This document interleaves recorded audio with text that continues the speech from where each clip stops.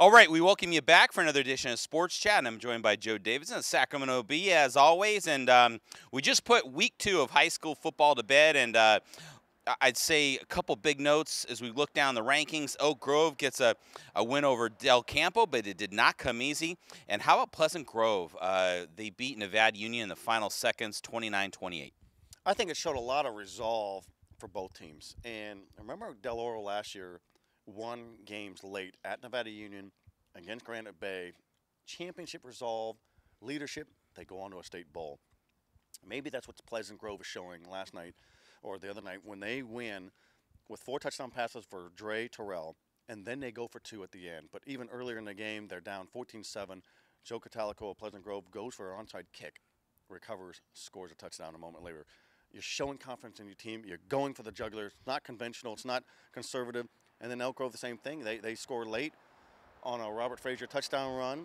Tough team in Del Campo. So what did we learn? These are teams that will not stay down. I think it's very impressive, and it certainly has to boost the spirits of those rosters. Yeah, so we finished week 2, and we got a few questions. Is Burbank as good as they appear to be with their win over Grant? Did Elk Grove show some weakness a little bit? Maybe they, with a close game against Del Campo. Nothing against Del Campo, of course, but we're talking about our #1 ranked team here. And what type of Pleasant Grove team are we going to see? We know they're dinged up. They lose a tough one to Lincoln of Stockton last week. They get this close win against Nevada Union.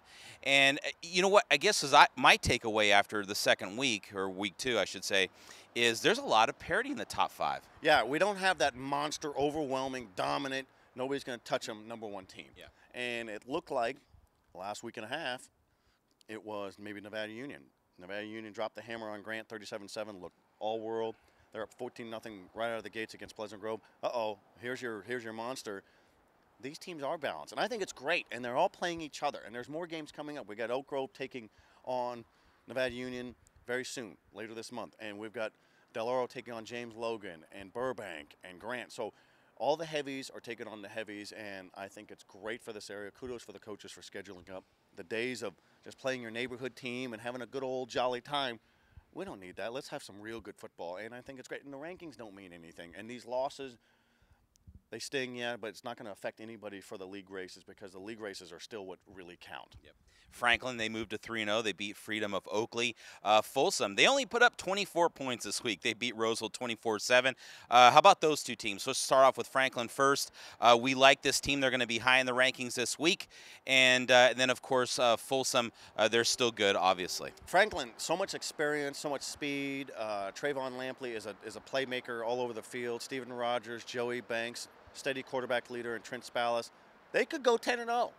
And that would mean they'd have to beat Consumers Oaks, and they'd have to beat Jesuit, and have to beat in league play Elk Grove and Grant. But they've got the roster to do those things, and so I really like them. And Consumers Oaks is going to be a tough game for them this week, but absolutely, it's a good-looking team. Yeah, and Folsom with Jake Browning, he gets 2 touchdown passes. That game against Rose, so they were scoreless after the first quarter. So what's to say about Folsom? Is Rose's defense better than maybe Wood Creek's was, for example? But, hey, you got film. Everyone makes adjustments, and you're not going to put up big-time numbers every week. Well, we do know that Folsom's going to continue to throw the ball a ton, and their schedule isn't as tough this year as it has been in the past. One of their teams that they played, San Ramon Valley, is now 0-3. They'll certainly be tested in league play coming up, where Folsom takes on Oak Ridge, Sheldon, Jesuit, and Pleasant Grove, and that's a meat grinder league there with a lot of speed, so it should be okay. But Jake Browning's still impressive. I think he's got 16 touchdowns, as I do my quick math. 16 touchdowns in 3 games is a pretty nice clip. Some teams, some championship teams, don't even throw 16 touchdowns in an entire season. Yeah, interesting story about him. He was a longtime Oak Ridge Junior Trojan, so but he's over at Folsom, obviously. Let's round out the top 10 real quick. Placer, they get a big win over Foothill Palisadro. Impressive win, 42-14. Peter Den had a couple touchdown passes. This is a reason why we like this team, because Foothill's no pushover by any stretch. And then the other team is Oak Ridge. They're off to a 3-0 start. They're going to take on Grant soon. Things will get tough for them. Let's talk about those two teams. Let's start off first with Placer. Placer's got the wing T. Joey Montoya learned that offense certainly when he was an assistant coach at Nevada Union in the early 2000s. We like Sander, the tight end, we think he's a good player. We certainly know the floor safety. Eddie Vanados, the national recruit defensive lineman, is a big player. Michael Robinson. They just got a lot of balance, and they could be looking at 10-0. Looking to unseat Colfax, which got off to a slow start, but has got a nice-looking quarterback there. So I'm very impressed. And then Oak Ridge has got a very strong quarterback, Jason Samuels, big offensive line, big defensive line, good-sized receivers, excellent coach in Eric Cavalier.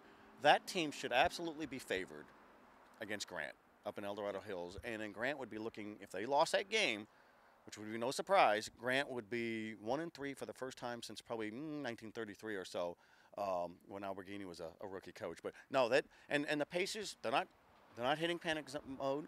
They're playing monster teams, and it won't get any easier. They got Del Oro coming up, and then they open league play, Delta Valley Conference, with Elk Grove and Franklin. So we'll find out what's up with the Pacers here real soon. I still like their makeup. I still think they're going to be a good team. I think they'll get in the playoffs, but it's not going to be an easy preseason by design. And so kudos for that scheduling again. Yeah, and so that's your top 10 basically. We didn't mention Del Oro and Granite Bay. They were off because they're head-to-head competitions with the Southern California teams in that battle for veterans. So Del Oro, they'll take on Burbank at home this week. Granite Bay's at home against Vacaville. Two monster matchups. So we'll cover it all next week and let you know how it all unfolded. And you can also hear us on the Sure West Sports Radio Show every Saturday morning from 9 a.m. to 10 a.m. on ESPN 1320. And if you miss it, Joe, how can they catch that podcast? They ESPN1320.net. We're all over the web. ESPN1320.net. Yeah, thanks.